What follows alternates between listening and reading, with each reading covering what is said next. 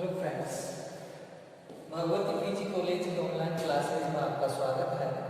आज हम BSc second year के अंतर्गत जूलॉजी में एक्सटेंशन सिस्टम ऑफ पाइला जो घोंगा है, उस घोंगे में उत्सर्जन तंत्र है, उसका हम क्या करेंगे, अध्ययन करेंगे। ये आपके पास डायग्राम बना हुआ है और ये पाइला के अंतर्गत जो उत्सर्जन तंत्र पाया जाता है उसका ये क्या है, डायग्राम है। अब जैसे हम पाइला के उत्सर्जन तंत्र की बात करते हैं तो जो पाइला है, पाइला में जो उत्सर्जी अंग होते हैं वो उत्सर्जी अंग वक्र यानी कि किडनी होती है। वो क्या होती है, इसके अंतर्गत किडनी होती है जिसे ऑर्गन ऑफ बोजनस, ऑर्गन्स ऑफ बोजेनस यानी कि एक जो वैज्ञानिक है उस वैज्ञानिक का नाम क्या है, बोजनस है। उस बोजनस वैज्ञानिक ने इसके जो किडनी है, उन किडनी की ऑर्गन्स है, उन ऑर्गन्स के बारे में क्या किया था, अध्ययन किया था। तो इसलिए इन्हें बोजनस के अंग के नाम से भी इन्हें जाना जाता है। साथ ही हम जैसे ही अगर बात करते हैं तो इन्हें ऑर्गन यानी कि रेनल ऑर्गन भी कहते हैं अथवा इसे रेनल ऑर्गन के नाम से भी जाना जाता है। रेनल ऑर्गन्स के नाम से भी इसको जाना जाता है। साथ ही अगर हम जो एक किडनी होती है वो दो चैम्बर से मिलकर बनी होती है। पाइला की जो किडनी होगी, पाइला की जो किडनी है यानी कि वक्र है, वह वक्र दो कोष्ठों से यानी कि दो चैम्बर है, उन दो चैम्बरों से मिलकर बनी हुई होती है। तो इसमें जो पहला जो चैम्बर है वो है आपके पास एंटीरियर रेनल चैम्बर यानी कि अग्र वक्र कोष्ठ के नाम से इसे जाना जाता है। किसके नाम से, एंटीरियर रेनल चैम्बर, अग्र वक्र कोष्ठ के नाम से जाना जाता है। और पिछला कौन सा है, पोस्टीरियर रेनल चैम्बर, जिसे पश्चिम वक्र कोष्ठ के नाम से है जाना जाएगा। अब हम इसकी संरचना को जैसे पढ़ते हैं तो सबसे पहले हम इसका जो वक्र कोष्ठ है वो पहले वाला उसको लेते हैं एंटीरियर रेनल चैम्बर। क्या है एंटीरियर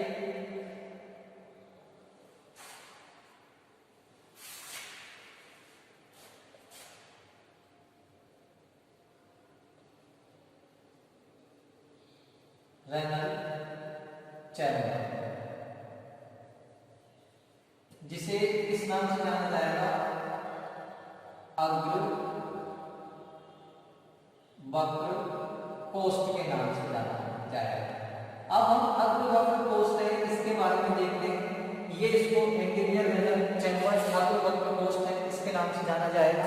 अब इसकी विशेषता यह है, ये तो किडनी है जो आपके वक्र है, उस वक्र का अग्र भाग है, साथ ही ये कैसा है, छोटा होता है। एक तो जो किडनी है उस किडनी का अग्र भाग है, छोटा है, साथ ही इस जो कोष्ठक है, इस कोष्ठ का आकार कक्ष के आकार की तरह होता है, यानी कि जो चैम्बर होता है कक्ष की तरह इसका आकार होता है।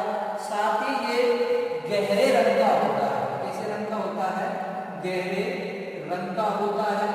और गहरे रंग के होने के साथ साथ ही गहरे कौन से गहरे को गहरे लाल रंग का होता है, गहरे लाल रंग का होता है। और इस गहरे लाल रंग के अंतर्गत अनेक जो आपको लाइन देखी इनको पटलिका कहते हैं। पटलिका, इसमें क्या पाई जाती है, अनेक पटलिका यानी कि लैमेला है वो पाई जाती है, जिसके अंतर्गत क्या होता है, जो अशुद्ध रक्त आता है और उस अशुद्ध रक्त के अंतर्गत नाइट्रोजन, यूरिया व यूरिक अम्ल जैसे अवशिष्ट पदार्थ होते हैं, उनका क्या होता है, वह शुद्धिकरण है इसके अंतर्गत होता है। ये जो अनेक पटलिका होती है ये अनुप्रस्थ कतार में होती है। किसमें, अनुप्रस्थ में कतार है, इस कतार में ये है लगी हुई होती है। इन्हें सम्मिलित रूप से इफरेंट रेनल वेन में घूमती है। ये सभी जो कतारें होती हैं, ये कतारें इफरेंट रेनल वेन, ये रहा इफरेंट रेनल वेन, इसे अविवाही वक्र सिरा के नाम से इन्हें जाना जाएगा। इफरेंट रेनल वेन अविवाही वक्र सिरा के नाम से इन्हें जाना जाएगा और इन्हें अपवाही वक्र सिरे के नाम से इनको जाना जाता है।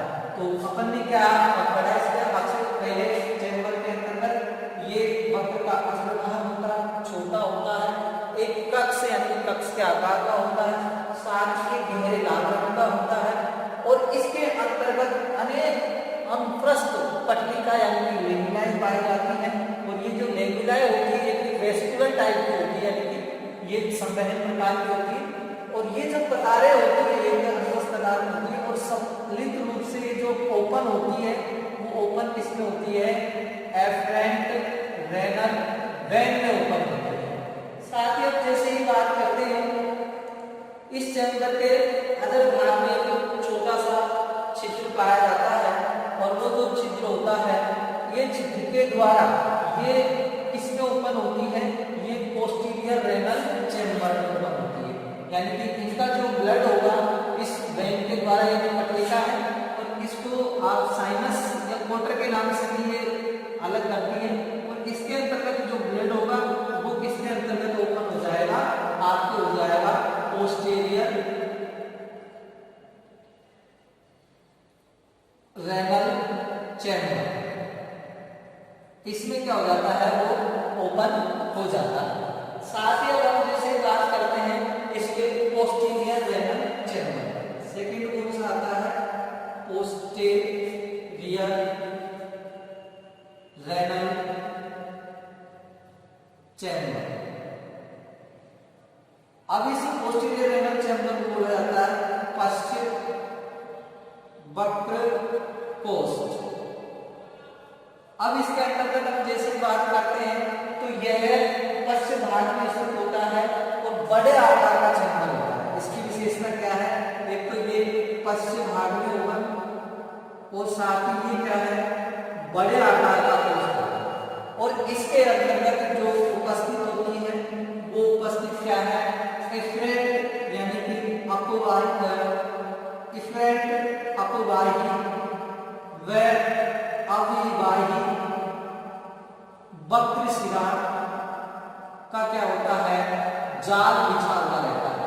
ये देखो इफरेंट रेनल वेन और एफरेंट रेनल वेन, इन दोनों सिराओं का क्या होता है, इसके अंतर्गत जाल होता है।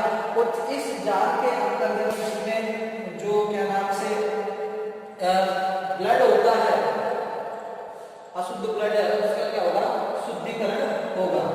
साथ ही ये जो चैम्बर होता है पोस्टीरियर रेनल चैम्बर, ये कुंडलित इंटेस्टाइनल कुंडलित जो आंत्र होता है उस आंत्र की जो लेफ्ट साइड होती है वहां से ये क्या होता है, अटैच होता है। साथ ही इसके अंतर्गत जो इफरेंट रेनल वेन होती है ये ओरिकल और ये वेंट्रिकल यानी कि आलिंद और निले, इसके अंतर्गत ये ओपन होती है। और इसका ये जो पार्ट होता है ये पेरिकार्डियम होता है, पेरिकार्डियम यानी कि हृदय आवरण होता है। उसके बाद जब इस चैम्बर के बारे में जैसे ही बात करते हैं तो इस चैम्बर के अंतर्गत अनेक पतली पतली रक्त वाहिनियां हैं, उनका जाल पाया जाता है। इसके अंतर्गत अनेक पतली पतली जो रक्त वाहिनियां हैं उन रक्त वाहिनियों का जाल पाया जाता है। और ये रक्त वाहिनियों का जो जाल होता है जो कैसा होता है, शाखित प्रकार का होता है। किस प्रकार का होता है भाई, शाखित प्रकार का इसके अंतर्गत जाल होता है। और इस जाल को जैसे हम आगे की ओर करते हैं तो इफरेंट रेनल जो वाहिनी होती है यानी कि हृदय के ओरिकल द्वारा इफरेंट रेनल वेन निकलती है, हृदय के इफरेंट रेनल वेन यानी कि ये ओरिकल में प्रवेश करती है। अब इससे क्या है, शुद्ध जो रुधिर होता है वो इसके अंतर्गत फिल्ट्रेट होता है और इस चैम्बर में रेनो पेरिकार्डियल कोड द्वारा ब्लड के समीप पेरिकार्डियम में खुलती है।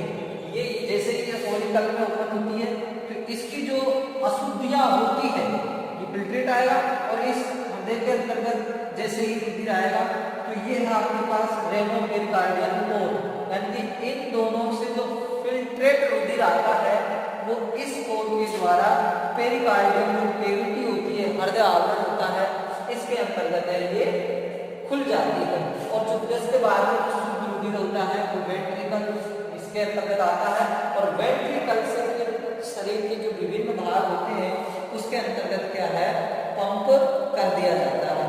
तो पेरिकार्डियम में खुलती है और ये एक अन्य छिद्र के द्वारा पेरिकार्डियम की कैविटी है जो मेंटल कैविटी में खुलती है, यानी कि प्रभार गुहा में ओपन होती है। तो दोनों चैम्बर है, हमने आपको बताया है। पहला चैम्बर क्या है, एंटीरियर रेनल चैम्बर, दूसरा है पोस्टीरियर रेनल चैम्बर, यानी कि अग्रवक्र कोष्ठ और पश्चिम वक्र कोष्ठ।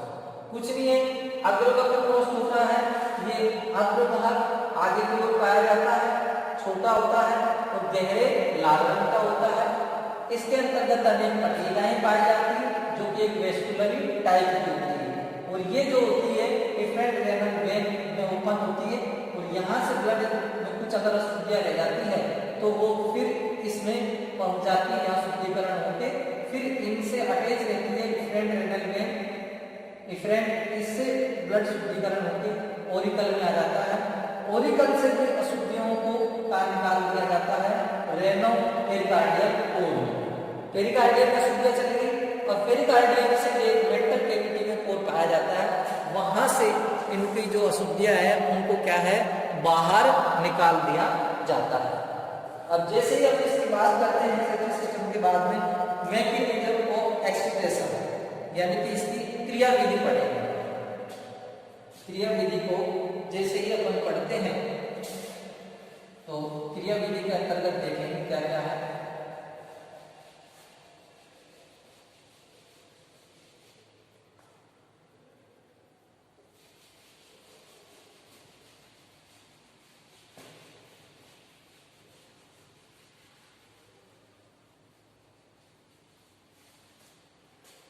उत्सर्जन की क्रिया विधि, उत्सर्जन की क्रिया विधि। उत्सर्जन की क्रिया विधि में देखो आपको क्या लिखना है, क्या याद इसके अंतर्गत करना है कि भाई जो किडनी के द्वारा ब्लड में उपस्थित यानी कि आपके जो वक्र है, वक्र के द्वारा जो ब्लड है, ब्लड में उपस्थित, अब ब्लड में क्या क्या उपस्थित होते हैं, एक तो नाइट्रोजन अवशिष्ट होते हैं, वेस्ट प्रोडक्ट्स होते हैं, इसके अलावा इसमें अलग करके शुद्ध किया जाता है और मुख्य रूप से इसमें यानी कि अमोनिया, यूरिया और यूरिक अम्ल होते हैं। तो वक्र के द्वारा ब्लड में उपस्थित नाइट्रोजन्स या नाइट्रोजन्स के जो जिनके वेस्ट प्रोडक्ट है, नाइट्रोजन्स के अपशिष्ट N2 के अपशिष्ट, साथ ही इसके द्वारा इनको क्या किया जाएगा, शुद्ध किया जाएगा। और इसके भी अलावा इसके अंतर्गत पाए जाते हैं अमोनिया, यूरिया और यूरिक अम्ल। ये इनके जो रुधिर होता है उस रुधिर के अंतर्गत है उपस्थित होते हैं। अब इनको सर्वप्रथम इफरेंट रेनल वेन के द्वारा ब्लड के पोस्टीरियर चेंबर है उसमें क्या है, इनको भेजा जाता है। इफरेंट रेनल वेन के द्वारा इन्हें पोस्टीरियर जो चेंबर है उसमें भेजा जाएगा। ये जो अशुद्धियां होती हैं इन्हें किसके द्वारा, एफरेंट अविभाज्य वक्र के द्वारा है पोस्टीरियर जो चेंबर होता है उस पोस्टीरियर चेंबर में भेजा जाएगा। तो इस रक्त होता है, अशुद्ध जो रक्त होता है, उस अशुद्ध रक्त को इफरेंट रेनल वैन के द्वारा पोस्टेरियर चैम्बर में भेजा जाता है।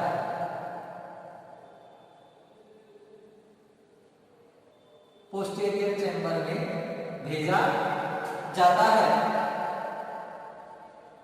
अब जैसे पोस्टेरियर रेनल चैम्बर में चले जाता है, उसके बाद में ब्लड का क्या होता है, शुद्धिकरण होता है, फिल्ट्रेट होता है। उसके बाद में जो रुधिर है, उस रुधिर का क्या होगा भाई, शुद्धिकरण होगा। अब जैसे ही ब्लड का शुद्धिकरण हो जाता है, उसके पश्चात ये जो ब्लड होता है इफरेंट रेनल वेन के द्वारा ब्लड आगे बढ़ता है। फिर उसके बाद में efferent renal vein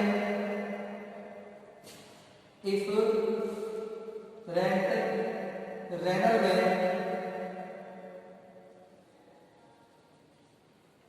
efferent renal vein के द्वारा आगे बढ़ता है, और आगे बढ़ने के साथ साथ है ये जो उपस्थित पदार्थ होते हैं जो कौन के द्वारा आगे शुद्धिकरण होगा। उसके बाद में जो ब्लड होता है वो ब्लड तो कहाँ आ जाता है, ब्लड ओरिकल में आ जाता है, ओरिकल के अंतर्गत आ जाता है। और उसके बाद में जो अशुद्धियां होती हैं, अशुद्धियां रेनो पेरिकार्डियम कोर के द्वारा, अशुद्धियां रेनो पेरिकार्डियल पोर के द्वारा किसमें ओपन होती है, पोर के द्वारा पेरिकार्डियम में ओपन हो जाती है, पेरिकार्डियम। अब इस पेरिकार्डियम में भी एक पोर होता है, और उस पोर का नाम होता है उस मेंटल पोर, या अपन कह सकते हैं पेरिकार्डियम पोर इनटू मेंटल कैविटी, यानी कि एक छिद्र होता है, और उस छिद्र के द्वारा ये किसमें ओपन हो जाता है, मेंटल कैविटी, प्रवाह हुआ में ये कैविटी में ओपन हो जाता है। और यहां से जो अशुद्धियां होती है इसके जो ब्रेंकियल चैम्बर होता है उसके द्वारा शरीर से जो बाहर है इसको त्याग दिया जाता है। तो इस प्रकार से इसकी जो मैकेनिज्म है वो कंप्लीट होती है। और इसके बाद में जो अवशिष्ट पदार्थ होते हैं मेंटल कैविटी, उस मेंटल कैविटी में क्या होती है, जल धारा आती रहती है, और उस जल धारा के द्वारा अवशिष्ट जो पदार्थ होते हैं, अवशिष्ट पदार्थ होते हैं, अवशिष्ट पदार्थ कौन से हैं, जैसे अमोनिया है, यूरिया है, और यूरिक अम्ल, ये जो होते हैं इनको जलधारा में डाल दिया जाता है, और ये जलधारा बाहर पानी में चली जाती है, और इसके जो ब्लड है उसका शुद्धिकरण हो जाता है। उसके बाद में ऊपर से ये जो ब्लड होता है वेंट्रिकल, और वेंट्रिकल से ये शरीर के जो विभिन्न भाग होते हैं वहां पर ये पंप कर दिए जाते हैं। तो उत्सर्जन की क्रिया विधि में क्या है कि जो वक्र है, वक्र के द्वारा ब्लड में उपस्थित नाइट्रोजन अवशिष्ट के प्रोडक्ट होते हैं, जैसे अमोनिया है, यूरिया है, यूरिक अम्ल है, उनको शुद्धिकरण किया जाएगा। अशुद्ध जो रक्त होगा इफरेंट रेनल वेन के द्वारा पोस्टीरियर रेनल चैम्बर में जाता है, और वहां से फिर ये इफरेंट रेनल वेन के द्वारा ये किसमें आ जाता है, आपके ओरिकल। और ये दोनों ही जो इफरेंट और रेनो है ये रेनो पेरिकार्डियम के द्वारा पेरिकार्डियम में ओपन होते हैं। इस प्रकार से जो कायला है उस कायला के अंतर्गत ब्लड का शुद्धिकरण होता है। तो अपन ने कायला में उत्सर्जन तंत्र को कंप्लीट किया। अब अगर इसके बाद हम जैसे चर्चा करते हैं तो इसमें अब आता है श्वसन तंत्र, रेस्पिरेटरी सिस्टम आएगा। और रेस्पिरेटरी जो सिस्टम है उसको ओरली आप सुन लीजिए, नेक्स्ट वीडियो के अंतर्गत उसको स्टार्ट करेंगे। जो रेस्पिरेटरी जो सिस्टम होता है पायला के अंतर्गत वो एक्वाटिक टाइप का और एक एरोबिक टाइप का, यानी कि वायु श्वसन एवं जलीय श्वसन दोनों ही प्रकार का जो श्वसन है उसके अंतर्गत है पाया जाता है। किसके अंतर्गत? पायला के अंतर्गत।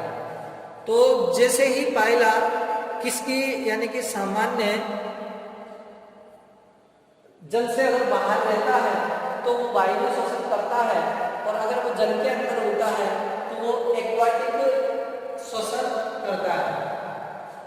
साथ ही अगर इसमें बात करें श्वसन की तो पायला में जो श्वसन होता है वो एक द्विरूपता पाई जाती है, यानी कि दोनों ही आवासों में श्वसन की क्रिया कर सकता है।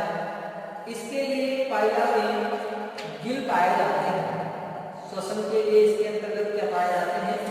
गिल पाए जाते हैं, और गिल मेंटल कैविटी के राइट साइड में, जो मेंटल कैविटी होती है उसके राइट साइड में वो लगे हुए होते हैं। अब इस मेंटल कैविटी के राइट साइड में जैसे गिल लगे हुए होते हैं तो इसकी जो जलधारा होती है उस जलधारा के अंतर्गत जल जो गिल होते हैं उन गिल के संपर्क में रहता है, यानी कि इसकी जो एक टाइप से मैं बताऊं तो एक कंघी आकार के होते हैं।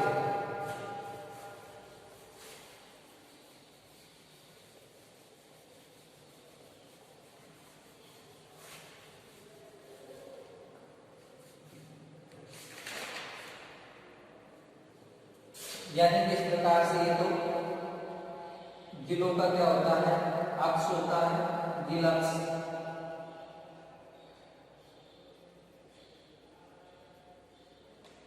और इसके अंतर्गत ये इस प्रकार से गिल पाए जाते हैं।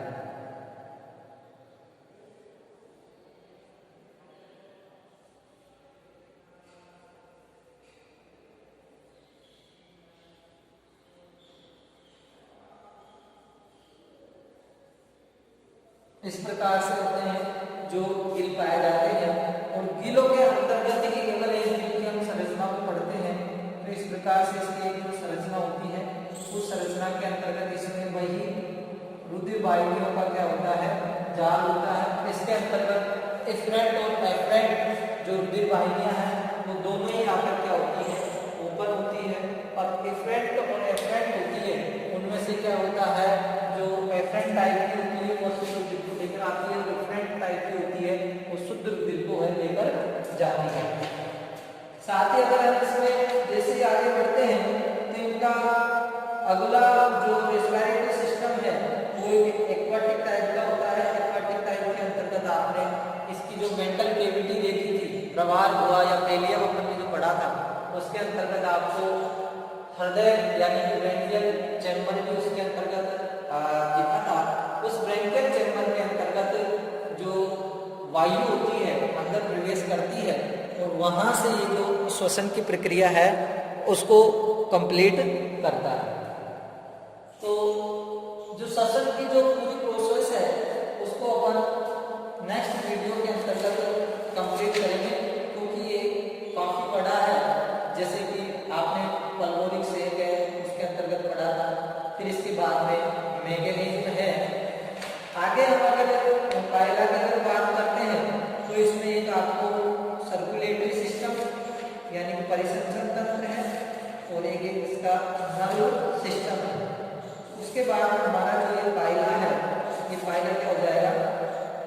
कंप्लीट हो जाएगा। इसमें सेंसिटिव ऑर्गन है, रिप्रोडक्टिव सिस्टम है, और रिप्रोडक्टिव सिस्टम में मेल और फीमेल दोनों का ही मतलब वो है, उसको अपन को कंप्लीट करना है। तो अभी तो इसके कम से कम अगर देखा जाए तो 5 से जो 6 क्लासें होंगी, उस 5 से 6 क्लासों के मध्य है ये जो मतलब पायला है कंप्लीट होगा। उसके बाद में हमने इसमें टोरेशन यानी कि जो बहुलक की प्रक्रिया है और कुछ लार्वा है, इस प्रकार से होगी, यानी कि काफी इनके अंतर्गत ये जो एनिमल्स है, इन एनिमल्स के अंतर्गत ही काफी टाइम लगता है। अगर पायला के वक्र कक्ष की हम अगर बात करते हैं तो वो कुछ इस प्रकार से होते हैं, यानी कि पायला के वक्र कक्ष की अगर हम बात करेंगे तो देखिए वो इस प्रकार से होते हैं। ये आपको डायग्राम में तो मैंने आपको ऐसे बताया, लेकिन अगर इसकी स्थिति को अगर आप समझना चाहेंगे तो मैं कुछ मेरे हिसाब से आपको समझाऊंगा कि जो इनकी स्थिति होती है वो एक्चुअली इस प्रकार से होती है कि ये तो आपके पास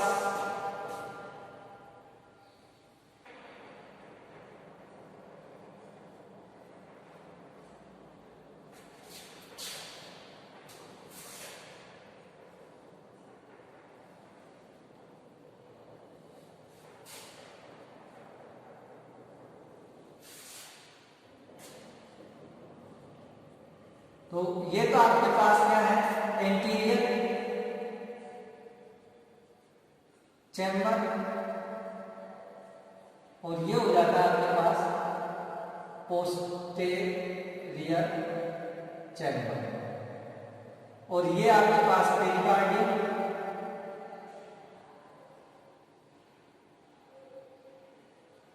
और ये आपके पास है इंटेस्टाइन।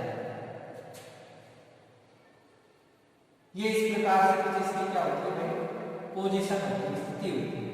तो ये जो मैंने बताया ना, ये इस प्रकार से होता है, यानी कि इसको अगर देखा जाए तो ये इस प्रकार से होगा, इंटेस्टाइन के थोड़े भाग है वो ऊपर की ओर चले जाते हैं। तो इस प्रकार से क्या होती है स्थिति, ये वाला है इसको ओपन होता है, इसके द्वारा है इफरेंट होती है, वो जो वाहिनियां होती है वो आकर जो पेरिकार्डियल है उसमें क्या हो जाती है, ओपन हो जाती है।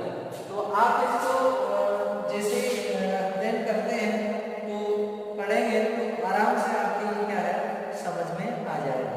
और साथ में अगर आप विशेष एक क्वेश्चन इसमें अगर नोट कर सकते हैं कि जो पाइला है, पाइला अमीनो अमोनिया टेलिक व यूरिकोटेलिक, यानी कि ये अमीनोटेलिक भी होता है और यूरिकोटेलिक, यानी कि यूरिया का निष्कासन भी करता है और अमोनिया का निष्कासन भी करता है। तो ये कंपल्सरी क्वेश्चन के अंतर्गत खूब पूछा गया है कि पाइला है जो अमीनोटेलिक है या यूरियोटेलिक है। तो आपका आंसर क्या जाएगा, पाइला है वो अमीनोटेलिक भी है और यूरियोटेलिक है। यूरियो और अमीनोटेलिक से पता होगा कि ये जलीय आवास में पाया जाता है, और ऐसी का जो स्थिति होती है तो ये स्थलीय आवास में भी पाया जाता है। तो इस प्रकार से हमारा जो आज का जो लेक्चर है उसके अंतर्गत अपने पाइला में उत्सर्जन तंत्र और कुछ जो चर्चा की थी वो श्वसन तंत्र के बारे में भी की थी। श्वसन तंत्र को जो नेक्स्ट वीडियो होगा उसके अंतर्गत हम स्टार्ट करेंगे। आज के वीडियो में बस इतना ही।